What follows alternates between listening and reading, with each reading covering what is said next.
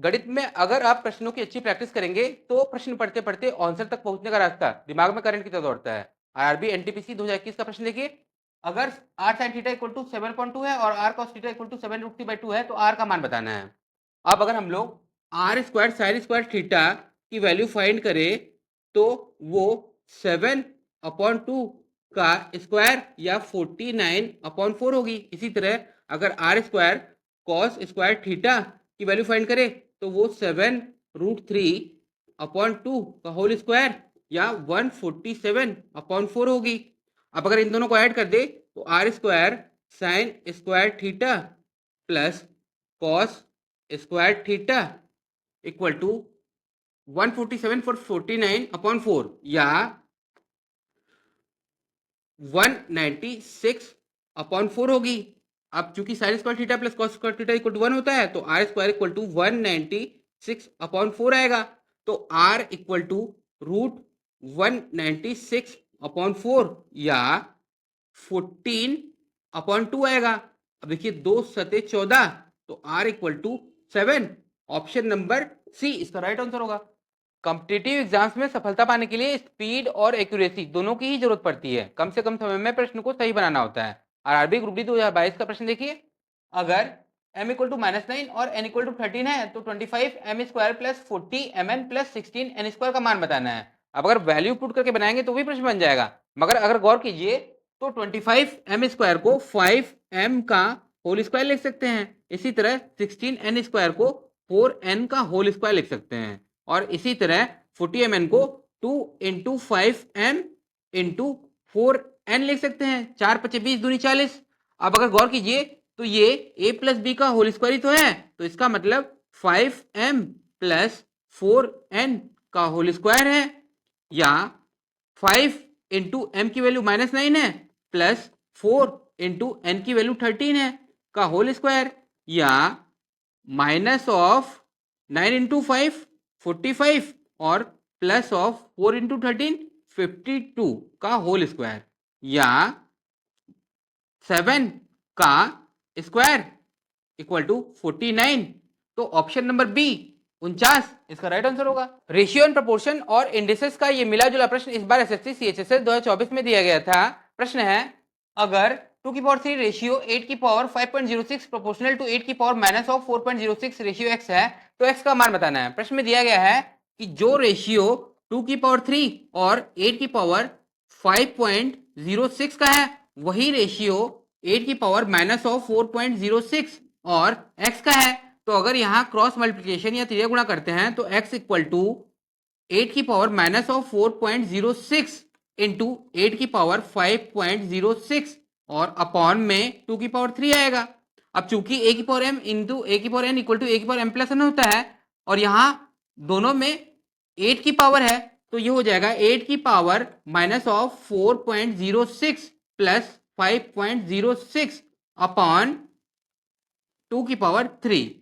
अब ये हो जाएगा माइनस ऑफ 4.06 प्लस 5.06 मतलब 1, या 8 की पावर 1 अपॉन 2 की पावर 3 को हम लोग 8 भी लिख सकते हैं। तो ये हो गया 8 की पावर 1 या 8 अपॉन 8 या 1, और ऑप्शन नंबर बी इसका राइट आंसर हो गया। आरआरबी ग्रुप डी 2022 में पूछा गया बढ़िया प्रश्न है, find the sum of prime factors of 9 की पावर 6 इंटू 12 की पावर 4 इंटू 7 की पावर 4 के अभाज्य गुणनखंडों का योग ज्ञात कीजिए। 9 की पावर 6 को हम लोग 3 की पावर 2 की पावर 6 भी लिख सकते हैं। इसी तरह 12 की पावर 4 को हम लोग 4 इंटू 3 की पावर 4 भी लिख सकते हैं। इंटू में 7 की पावर 4 दिया हुआ है, ये हो गया इक्वल टू 3 की पावर 2 की पावर 6 या 3 की पावर 2 इंटू 6 3 की पावर 12 इंटू 4 को हम लोग 2 का स्क्वायर भी लिख सकते हैं और बाकी सब वैसे ही उतार देते हैं। अब देखिए ये हो गया 3 की पावर 12 इंटू 2 की पावर 2 की पावर 4 या 2 की पावर 2 इंटू 4 2 की पावर 8 इंटू में 3 की पावर 4 और इंटू में 7 की पावर 4। अब देखिए यहाँ प्राइम फैक्टर या अभाज्य गुणनखंड कौन कौन से हैं, 2 है, 3 है और 7 है। तो सम ऑफ प्राइम फैक्टर या अभाज्य गुणनखंडों का योग क्या हो जाएगा, 2 प्लस 3 प्लस 7 या 2 3 5 7 12 12, और ऑप्शन नंबर बी इसका राइट आंसर होगा। आरआरबी एनटीपीसी 2022 में पूछा गया डेसिमल या दशमलव का ये प्रश्न आसान तो है, लेकिन ऐसे प्रश्न को बनाने में बच्चे अक्सर गलती कर जाते हैं। ऐसे प्रश्नों को बनाने के लिए दशमलव संख्याओं के दशमलव के बाद वाले डिजिट या अंक बराबर कर लीजिए और फिर सॉल्व कीजिए। जैसे यहाँ प्रश्न में 0.17y इक्वल टू 10.2 दिया है, तो y इक्वल टू 10.2 अपॉन 0.17 होगा।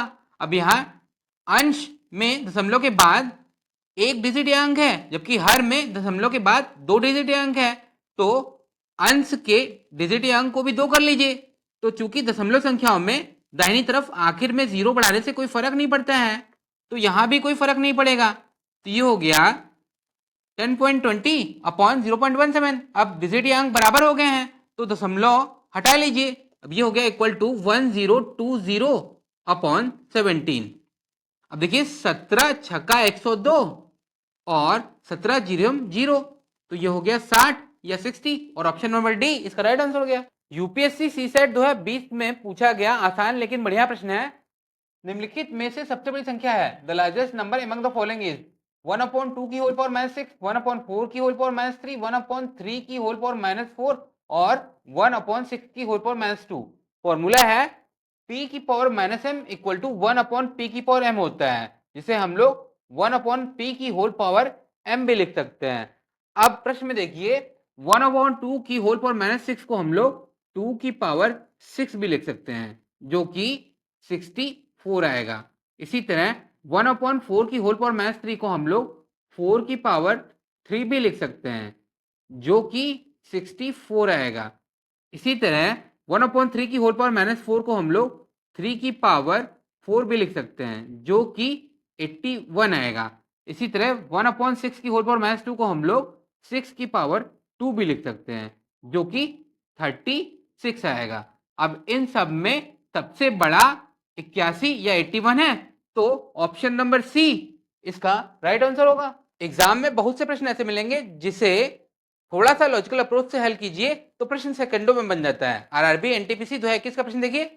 निम्नलिखित के गुणनफल में इकाई का अंक ज्ञात कीजिए। Find the unit digit in the product of the following 91 into 92 into 93 into dot dot dot into 99 तक मल्टीप्लाई या गुणा किया है। 5 एक ऐसा नंबर या संख्या है जिसे किसी भी इवन नंबर या सम संख्या से मल्टीप्लाई या गुणा किया जाए तो प्रोडक्ट या गुणनफल का यूनिट डिजिट या इकाई का अंक 0 ही आता है। जैसे अगर 5 को 2 से मल्टीप्लाई किया जाए तो यूनिट डिजिट 0 ही आएगा। अब यहां प्रश्न में देखिए 92 में यूनिट डिजिट 2 है और इसी तरीके से आगे बढ़ेंगे तो 95 आएगा जिसका यूनिट डिजिट 5 है। अब अगर इन दोनों को मल्टीप्लाई करेंगे तो प्रोडक्ट का यूनिट डिजिट 0 ही आएगा। अब इसे आगे जितनी भी संख्याओं से मल्टीप्लाई या गुणा करते चले जाइए, आंसर का यूनिट डिजिट 0 ही आएगा। तो ऑप्शन नंबर डी इसका राइट आंसर हो जाएगा। आरआरबी एएलपी 2018 में पूछा गया आसान सा प्रश्न है। 1/1 plus sine theta plus 1/1 minus sine theta equal to question mark. अब यहां अगर हम लोग एलसीएम ले ले तो वो होगा 1 plus sine theta into 1 minus sine theta. ये हो गया 1 minus sine theta plus 1 plus sine theta. अब साइन थीटा से माइनस साइन थीटा कट जाएगा तो ये हो गया 1 प्लस 1 या equal to 2 upon 1 plus sine theta into 1 minus sine theta 1 minus sine square theta.